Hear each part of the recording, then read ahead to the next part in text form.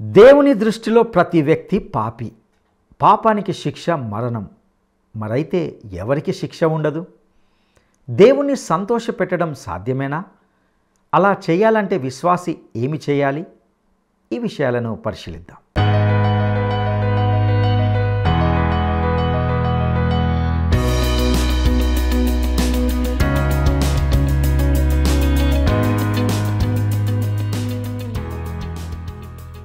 క్రీస్తునందు ప్రియమైన ప్రేమధార టీవీ వీక్షకులందరికీ మన ప్రభువైన యేసు క్రీస్తు నమ్మదగిన నామంలో శుభములు తెలియజేస్తున్నాం. నేటి మన పాఠంలో రోమాపత్రిక 8వ అధ్యాయము 1 నుండి 12 వరకు ధ్యానించుకోబోతున్నాం. ఈ 8వ అధ్యాయము అన్ని గ్రంథాల్లో అత్యంత ప్రియమైన అధ్యాయాల్లో ఒకటి. క్రీస్తునందుండి ఆయన చిత్తానుసారంగా నడుచుకునే వానికి ఎలాంటి శిక్ష విధి లేదు అను మాటలతో ఈ అధ్యాయము ప్రారంభమవుతుంది. పౌలు క్రీస్తులో ఉన్నవారి సంపూర్ణ భద్రత గురించి ఈ భాగంలో ప్రారంభించి ముగించాడు. మొదటిది, క్రీస్తులో ఉన్నవారికి ఎటువంటి శిక్షా విధి లేదు. చివరిగా, క్రీస్తులో మన పట్ల దేవుని ప్రేమ నుండి మనల్ని ఏది వేరు చేయదు. దీని ద్వారా అతను యేసుపై విశ్వాసం ఉంచడం ద్వారా రక్షించబడిన వారిని సూచిస్తాడు. ఈ గ్రంథం స్పష్టం చేసినట్లుగా రక్షణ వాగ్దానము క్రీస్తుని విశ్వసించే వారికి మాత్రమే ఇవ్వబడుతుంది. యేసును తిరస్కరించేవారు దేవుణ్ణి తిరస్కరించిన వారే. వారు రక్షణ పొందే అవకాశం లేనేలేదు. విశ్వాసంలోకి వచ్చిన వారికి వారి రక్షణ పూర్తిగా సురక్షితమైంది. ఎందుకంటే వారి రక్షణకర్త అయిన యేసు వారి కోసం తన రక్తాన్ని చిందించాడు. అతను సువార్త గురించిన మరొక సాధారణ వివరణతో ప్రారంభించాడు. దేవుడు తన కుమారుణ్ణి పాప శరీరాకారంలో పంపాడు. భూ సంబంధమైన జీవితం జీవిస్తూనే ఆయన పాపరహితునిగా జీవించాడు. అది నిజంగా మనకు ఒక సువార్త. ఆయన ధర్మశాస్త్రాన్ని నెరవేర్చి మానవ కోటికి రక్షణను కలిగించాడు. క్రీస్తులో విశ్వాసముంచి ఆత్మానుసారంగా జీవిస్తున్న వారికి తప్పక రక్షణ అనుగ్రహిస్తాడు. ఇక వివరాలకి వెళ్దామా? ప్రియ శ్రోతలు, మీ బైబిళ్ళు తెరవండి. రోమాపత్రిక 8వ అధ్యాయం 1 నుండి 12వ వచనం వరకు ఈరోజు పాఠం చెప్పుకుంటాము. జాగ్రత్తగా ఏకాగ్రతతో వినండి. ఇప్పుడు క్రీస్తు యేసునందున్న వారికి ఏ శిక్షావిధి లేదు. వారికి వ్యతిరేకమైన తీర్పు ఉండదు.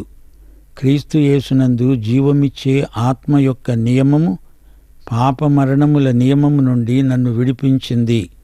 ఎట్లనగా, ధర్మశాస్త్రము దేనిని చేయజాలకపోయిందో దానిని దేవుడు చేశాడు. ఆత్మ నియమము ఆత్మ నుండి వచ్చిందే. ఈ నియమము క్రీస్తునందలి జీవమునకు మనల్ని నడిపిస్తుంది. మరణానికి నడిపించే నియమము నుండి విడిపిస్తుంది. ఈ పాప నియమము నుండి నన్ను విమోచించినది ఆత్మ నియమం, అనగా జీవమిచ్చే ఆత్మ నియమం. ధర్మశాస్త్రము చేయలేకపోయిందేదో దానిని దేవుడే చేశాడు. శరీరమును అనుసరింపక ఆత్మను అనుసరించి నడుచుకునే మనయందు ధర్మశాస్త్ర సంబంధమైన నీతి విధి నెరవేర్చబడాలని పాప పరిహారము నిమిత్తము దేవుడు తన స్వంత కుమారుణ్ణి పాప శరీరాకారముతో పంపి ఆయన శరీరమందు పాపమునకు శిక్ష విధించాడు. ధర్మశాస్త్రము యొక్క అశక్తత ఏమిటి? పాపభూయిష్టమైన మన మానవ స్వభావమే. దేవుడు ధర్మశాస్త్రము చేయలేనిది తానే చేశాడు.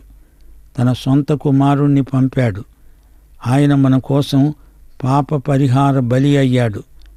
మనలోని మానవ స్వభావం మనలో పాపం చేస్తుంది.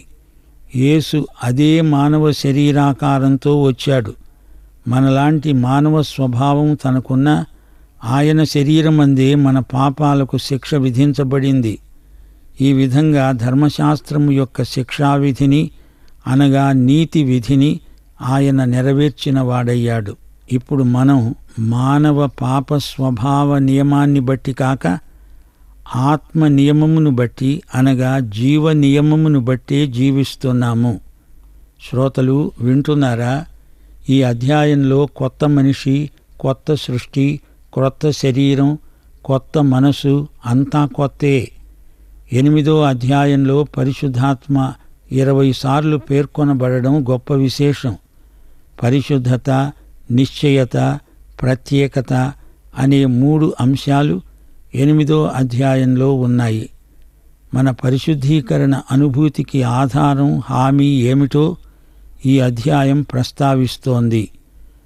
మోషే మండుతున్న పొదను చూచి దిగ్భ్రాంతి చెందినట్లు మనం రోమా 8వ అధ్యాయాన్ని చూస్తున్నాము. చెప్పులు విడిచి ప్రభువుకు నమస్కారం చేయవలసిందే. అధ్యాయం మొదట్లో ఏ శిక్షావిధి లేదు. ముగింపులో దేవుని ప్రేమ నుండి ఎట్టి ఎడబాటు లేదు. ఈ రెండిటి మధ్య సమస్తము దేవుని బిడ్డల మేలు కోసమే సమకూడి జరుగుతుంది. అందుకే ఇది గొప్ప అధ్యాయం. దేవుని బిడ్డలారా, మనకెంతో ఆనందం ఉంది, శాంతి ఉంది. పాత స్వభావం మంచిది కాదు. కొత్త స్వభావానికి శక్తి లేదు. మరెలాగా? దేవుని బిడ్డ దేవుని కోసం ఎలా జీవించగలడు? రోమాపత్రిక 7వ అధ్యాయం 24వ వచనంలోని కేక, అయ్యో, మరణమునకు లోనైన ఈ శరీరము నుండి నన్ను ఎవడు విడిపిస్తాడు? ఇది ప్రశ్నార్థకమైన కేక. దేవుని కోసం జీవించడానికి దేవుని బిడ్డకు సాయం చేసేవారెవరు? 7వ అధ్యాయం ముగింపులో పౌలే అన్నాడు, మన ప్రభువైన యేసుక్రీస్తు ద్వారా దేవునికి కృతజ్ఞతాస్తుతులు సమర్పించుకుంటున్నాను. మనస్సులో దేవుని నియమాన్ని సేవిస్తాను గాని శరీర విషయంలో పాప నియమం నన్ను లోబరుచుకుంటోంది. నేనేం చెయ్యను? దీనికి జవాబు 8వ అధ్యాయం. విజయం మనకెలా సాధ్యమవుతుందో చెప్పే అధ్యాయం, చూపే అధ్యాయం రోమాపత్రిక 8వ అధ్యాయం. ఇంతవరకు పరిశుద్ధాత్మను గురించి రోమాపత్రిక 5వ అధ్యాయం 5వ వచనం, 7వ అధ్యాయం 6వ వచనంలో 2 సార్లు చెప్పబడింది. మనకు అనుగ్రహించబడిన పరిశుద్ధాత్మ ద్వారా దేవుని ప్రేమ మన హృదయములలో కృమ్మరించబడి ఉంది. మనము ఆత్మానుసారమైన నవీన స్థితి గలవారమై సేవ చేస్తున్నాము. పరిశుద్ధీకరణలో పరిశుద్ధాత్మ సేవ ఈ అధ్యాయంలో వివరించబడింది. రోమాపత్రికలో త్రిత్వం ఎలా కనిపిస్తున్నదో చూడవచ్చు. సృష్టిలో తండ్రి, రోమాపత్రిక 1వ అధ్యాయం 1వ వచనం నుండి 3వ అధ్యాయం 20వ వచనం వరకు. రక్షణలో కుమారుడు, రోమా 3వ అధ్యాయం 21వ వచనం నుండి 7వ అధ్యాయం 25వ వచనం వరకు. పరిశుద్ధీకరణలో పరిశుద్ధాత్మ, రోమాపత్రిక 8వ అధ్యాయం 1 నుండి 39వ వచనం వరకు. ఎఫెసీ పత్రిక 5వ అధ్యాయం 18వ వచనంలో పౌలేమన్నాడు? మద్యముతో మత్తులై ఉండకండి, అందులో దుర్వ్యాపారముంది. పరిశుద్ధీకరణ పరిశుద్ధాత్మ పరిచర్య. ఆత్మపూర్ణులై ఉండండి. రక్షించబడిన విశ్వాసి జీవితంలో పరిశుద్ధీకరణ ప్రక్రియను కొనసాగించేవాడు పరిశుద్ధాత్మే. పాపశక్తి నుండి విశ్వాసికి విడుదల ఇచ్చేవాడు పరిశుద్ధాత్మే. పాపమును త్రోసిరాజని దేవుని చిత్తం విశ్వాసి జీవితంలో అమలుపరచబడేటట్లు చూచేవాడు పరిశుద్ధాత్మ. పాపము నుండి, మరణము నుండి విశ్వాసికి విజయం. రోమాపత్రిక 8వ అధ్యాయం 1 నుండి 12వ వచనం వరకు. పరిశుద్ధాత్మ వల్లనే విశ్వాసికి విజయం.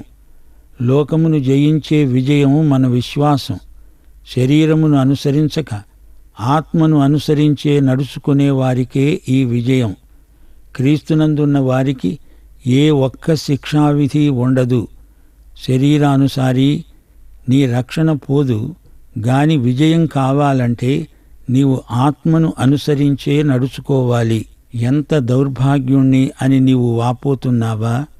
రోమాపత్రిక 8వ అధ్యాయంలో నీ సమస్యకు పరిష్కారముంది. జీవమిచ్చే ఆత్మ నియమం నీకు విడుదల తెచ్చింది. పాప మరణముల నియమం నుండి విడుదల. ఆత్మ నియమం అంటే ఏమిటి? ఇది ఆత్మశక్తి, ఆత్మ అధికారం. జీవమిచ్చే ఆత్మ అంటే పరిశుద్ధాత్మే జీవం. పరిశుద్ధాత్మే జీవమిచ్చే ఆత్మ. క్రీస్తునందు అంటే పరిశుద్ధాత్మ, యేసుక్రీస్తు ఒకటే. సమైక్యత వారి మధ్య ఉంది. యేసుక్రీస్తు జీవమును విశ్వాసి పంచుకుంటున్నాడు. విశ్వాసికి విమోచన, విడుదల. పాపమరణముల నియమము నుండి ఇది విడుదల. పాత స్వభావాన్ని నడిపించింది పాపం. ఈ పాప నాయకత్వం నిన్ను దేవుని సహవాసము నుండి వేరు చేసింది. కొత్త స్వభావం వచ్చింది గాని దానికి శక్తి లేదు. పరిశుద్ధాత్మే నూతన స్వభావాన్ని ఏలాలి, వశం చేసుకోవాలి. పరిశుద్ధాత్మ కొత్త స్వభావం చేత పని చేయిస్తాడు. ఈ కొత్త స్వభావాన్ని యేసుక్రీస్తుతో పెనవేసుకొని పోయేటట్లు చేస్తాడు పరిశుద్ధాత్మ. 7వ అధ్యాయంలో మృత శరీరంతో జత చేయబడిన విశ్వాసి 8వ అధ్యాయంలో సజీవుడైన క్రీస్తుతో జత అవుతున్నాడు. నిర్వహణ పరిశుద్ధాత్మే. గమనించండి, శరీరాన్ని బట్టి ధర్మశాస్త్రం బలహీనమైంది. అయితే దేవుడు తన కుమారుణ్ణి పంపాడు. ఆయన పాప శరీరాకారంతో వచ్చాడు. పాపము విషయమై ఆయన ఏమి చేశాడు? ఆయన శరీరమందు పాపానికి శిక్ష విధించబడింది. ఈ విధంగా ధర్మశాస్త్రము యొక్క నీతి విధి మనలో నెరవేరింది. ఇదే విధంగా మనం శరీరాన్ని బట్టి కాక ఆత్మను అనుసరించి నడుచుకోగలుగుతున్నాము. ధర్మశాస్త్రం మనలో నీతిని కలిగించలేదు. ధర్మశాస్త్రం చేయలేనిది పరిశుద్ధాత్మ చేశాడు. పాప శరీరాకారమే గాని యేసు శరీరంలో పాపము ఏమీ లేదు. హెబ్రీ పత్రిక 2వ అధ్యాయం 14వ వచనం, 16, 17 వచనాలు దీన్ని గురించి ఏమంటున్నాయి? ఆ పిల్లలు రక్తమాంసములు గలవారైనందున ఆ ప్రకారమే మరణము యొక్క బలము గలవానిని, అనగా అపవాదిని మరణము ద్వారా నశింపచేయడానికి జీవితకాలమంతా మరణ భయము చేత దాస్యమునకు లోబడిన వారిని విడిపించడానికి ఆయన కూడా రక్తమాంసములలో పాలివాడయ్యాడు. ఏలయనగా ఆయన ఎంతమాత్రము దేవదూతల స్వభావము ధరించుకొనక అబ్రహాము సంతాన స్వభావము ధరించుకొని ఉన్నాడు. కావున ప్రజల పాపమునకు నివృత్తి కలుగచేయడానికి దేవుని సంబంధమైన కార్యములలో కనికరము, నమ్మకము గల ప్రధాన యాజకుడయ్యే నిమిత్తము అన్ని విషయములలో ఆయన తన సహోదరుల వంటివాడు కావలసి వచ్చింది. హెబ్రీ పత్రిక 7వ అధ్యాయం 26వ వచనం, పవిత్రుడు, నిర్దోషి, నిష్కల్మషుడు, పాపులలో చేరక ప్రత్యేకముగా ఉన్నవాడు, ఆకాశమండలము కంటే మిక్కిలి హెచ్చైనవాడు అయిన ఇట్టి ప్రధాన యాజకుడు మనకు సరిపోయినవాడు. హెబ్రీ పత్రిక 10వ అధ్యాయం 5వ వచనం, ఆయన ఈ లోకమందు ప్రవేశించినప్పుడు ఈలాగు చెబుతున్నాడు, బలి అర్పణ నీవు కోరలేదు గాని నాకొక శరీరమును అమర్చావు. యేసుతో ఠీవిగాను పోదమా, అడ్డుగా వచ్చు వైరి గెల్వను, యుద్ధనాదంబుతో బోధము, యుద్ధనాదంబుతో బోధము. యేసుతో ఠీవిగాను పోదమా, అడ్డుగా వచ్చు వైరి గెల్వను, యుద్ధనాదంబుతో బోధము, యుద్ధనాదంబుతో బోధము.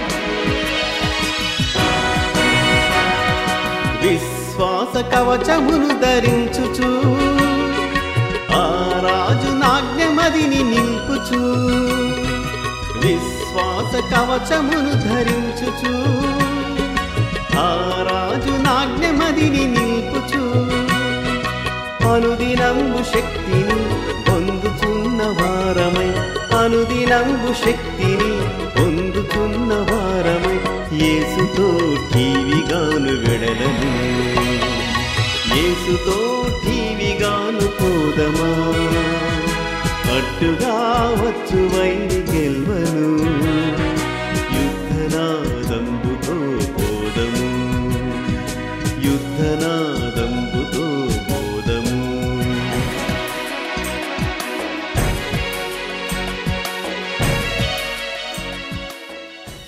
శ్రోతలు, మన అంతరాంతరాలలో గూడు కట్టుకొని ఉన్న పాపాన్ని దేవుడు ఏ విధంగా పరిష్కరించాడో గుర్తించండి.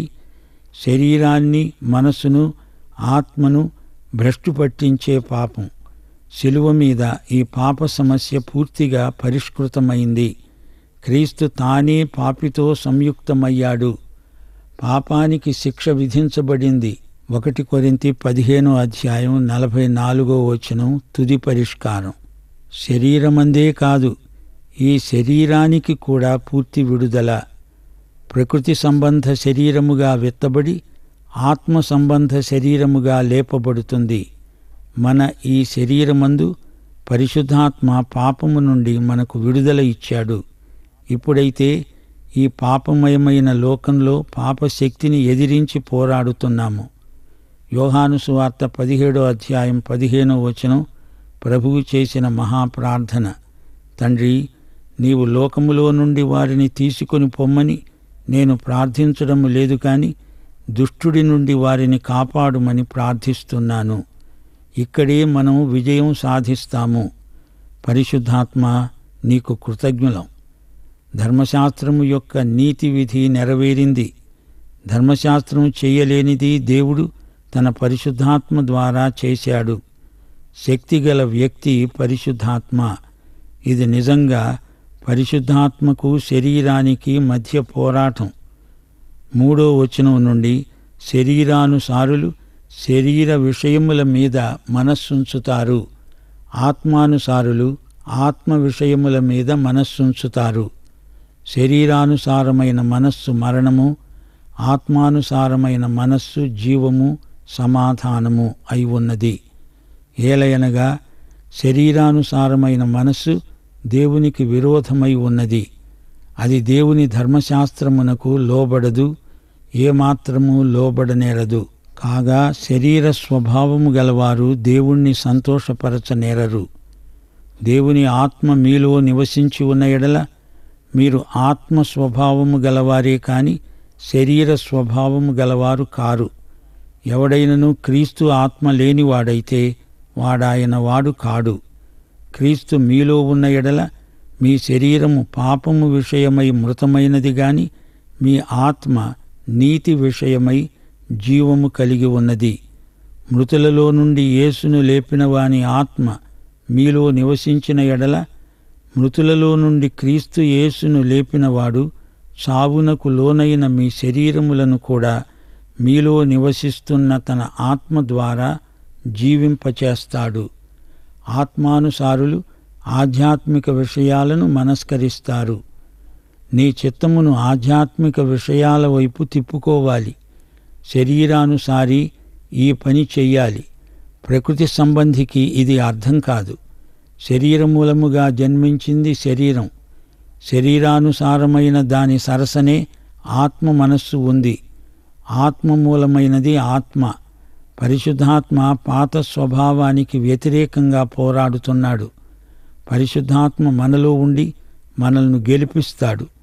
శరీరానుసారులు ప్రకృతి సంబంధులు. ఎఫెసీ పత్రిక 2:1-3 వరకు ఈ మనస్తత్వం చిత్రించబడింది. మీ అపరాధముల చేత పాపముల చేత మీరు చచ్చినవారై ఉండగా ఆయన మిమ్మును క్రీస్తుతో కూడా బ్రతికించాడు. మీరు వాటిని చేస్తూ వాయుమండల సంబంధమైన అధిపతిని అనగా అవిధేయులైన వారిని ఇప్పుడు ప్రేరేపించే శక్తికి అధిపతిని అనుసరించి ఈ ప్రపంచ ధర్మము చొప్పున మునుపు నడుచుకున్నారు. రక్షణ పొందక మునుపు మనందరి స్థితి ఇలాంటిదే. శరీరానుసారమైన మనస్సు, ప్రకృతి సంబంధి మనస్తత్వమిది. కొలసీ పత్రిక 1:21 ఇదే మనస్సు పోకడను చిత్రిస్తున్నది. గత కాలమందు దేవునికి దూరస్థులు మీ దుష్క్రియల వలన మీ మనస్సులో విరోధభావము కలవారు దేవుని పట్ల విరోధభావము కలవారు. ప్రకృతి సంబంధికి శరీర క్రియలపై ఆసక్తి ఎక్కువ.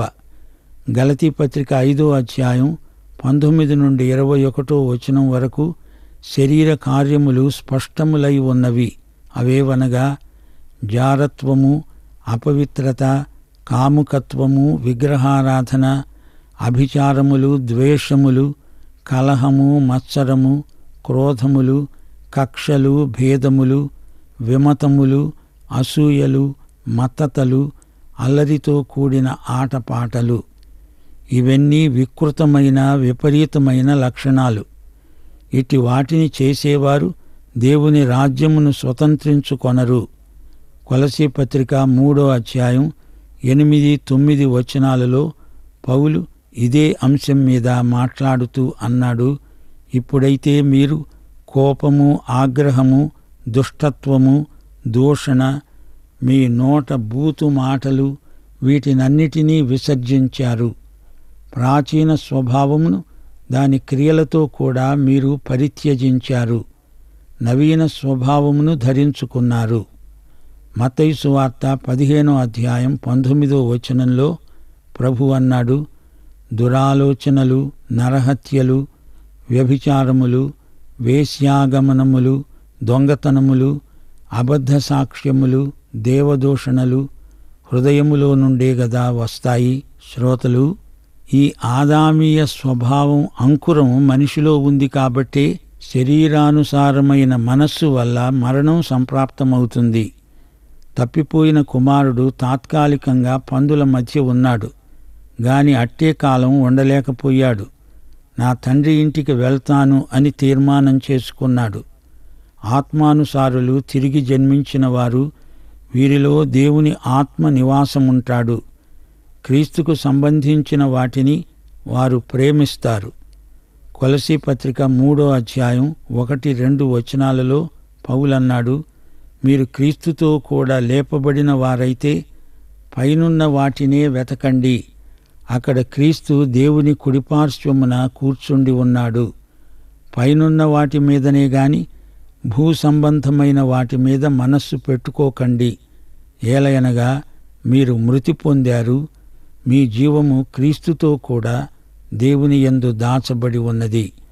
కొలసీ పత్రిక 3వ అధ్యాయం 12వ వచనం, దేవుని చేత ఏర్పరచబడిన వారు, పరిశుద్ధులు, ప్రియులు అయిన వారికి తగినట్లు మీరు జాలిగల మనస్సును, దయాళుత్వమును, వినయమును, సాత్వికమును ధరించుకొనండి. ఈ కొత్త ఆశయాలు, ఆశలు, అభిరుచులు పరిశుద్ధాత్మ మనలో కలిగించినవే. శరీరానుసారమైన మనస్సు మరణము, ఆత్మానుసారమైన మనస్సు జీవము, సమాధానము. దేవునితో సహవాసం కోల్పోతే అదే మరణం. మనలో ఉన్న పరిశుద్ధాత్మ వల్ల మనకు జీవము, సమాధానము. పాపం చేస్తే సంబంధం పోదుగాని సహవాసం తెగిపోతుంది. ఒప్పుకుంటే క్షమాపణ, సహవాసం పునరుద్ధరించబడుతుంది. దేవుని జీవం సమృద్ధి జీవం. యోహాను సువార్త 13వ అధ్యాయం 8వ వచనంలో మేడగదిలో ప్రభువు సీమోను పేతురుతో అన్నాడు, నేను నిన్ను కడుగకపోతే నాతో నీకు పాలు లేదు. ప్రభువు చేత మన ప్రవర్తనను కడిగించుకోవాలి.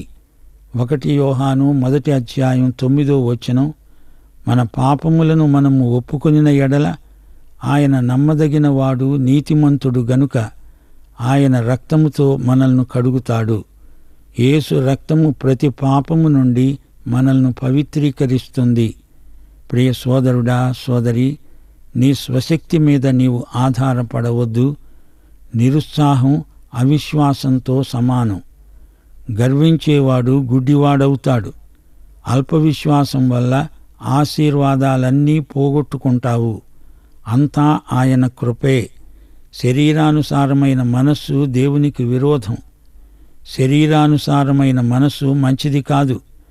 శరీరానుసారిగా యాకోబు దేవునితో కుస్తీ పట్టాడు, పెనుగులాడాడు, లొంగిపోబట్టి గెలిచాడు. లవొదికయ సంఘమును ఉమ్మేస్తాను అన్నాడు ప్రభు. పరిశుద్ధాత్మ నీ కొత్త స్వభావాన్ని బలపరిస్తేనే కాని నీవు గెలువలేవు. ప్రియ శ్రోతలు వింటున్నారా? విశ్వాసి నూతన సృష్టి. యేసుక్రీస్తు నీ సృష్టికర్త. నీవు ఆయనను ప్రేమిస్తున్నావా? ఆయనను సేవిస్తున్నావా? లేక పాత సృష్టివై ఉండి ఆయనకు తిరుగుబాటు చేస్తున్నావా? నీవు క్రీస్తునందున్నావు. ఆయన చనిపోయినప్పుడు నీవు చనిపోయావు, ఆయనతో తిరిగి లేచావు. ఇప్పుడు నిన్ను నీవు ఆయనకు సజీవ యాగముగా సమర్పించుకుంటున్నావు. 2 కొరింథీ 13:5 మీరు భ్రష్టులు కాని ఎడల యేసుక్రీస్తు మీలో ఉన్నాడని మిమ్మును గూర్చి మీరే ఎరుగరా? మనలో ఉన్న పరిశుద్ధాత్మ ఈ శరీరం చనిపోయాక మహిమ శరీరంగా దాన్ని లేపుతాడు. మరణమునకు లోనైన ఈ శరీరము నుండి ఆయనే విడిపిస్తాడు. దేవునికి స్తోత్రం. శ్రోత, ఈ యేసును నీ హృదయంలోకి రమ్మను. పరిశుద్ధాత్మ నీ నూతన స్వభావాన్ని బలపరచునుగాక. ఆమేన్.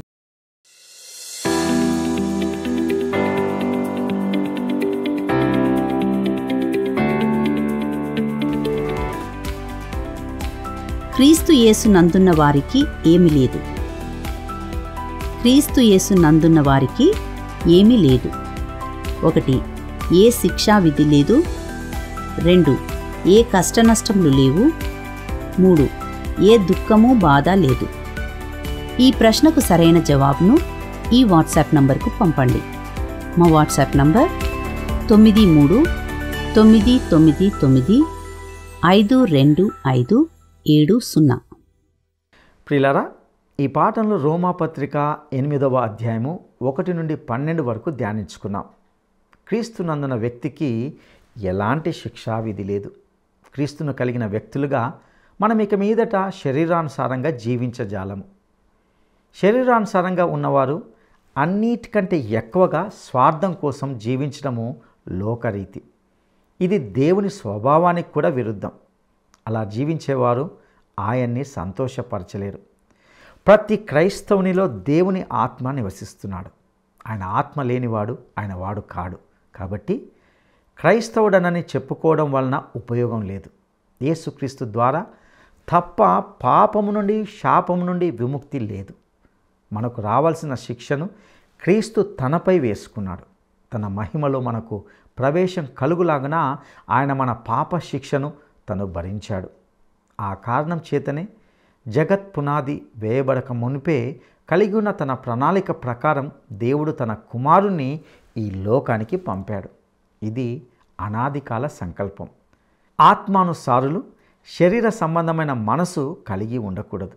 శరీర సంబంధమైన క్రియల్లో పాలు పుచ్చుకోకూడదు. క్రీస్తు తన విశ్వాసుల్లో జీవిస్తున్నాడు. వారికి ఆయన ఆశీర్వాదకరమై ఉన్నాడు. క్రీస్తు తన బిడ్డల్లో ఆత్మ ద్వారా జీవించి ఆత్మ ద్వారా వారిలో పనిచేస్తాడు. దేవుని బిడ్డలుగా ఈ విధంగా జీవించడానికి ప్రభు మీకు సహాయం చేయనుగాక. దైవాశీస్సులు.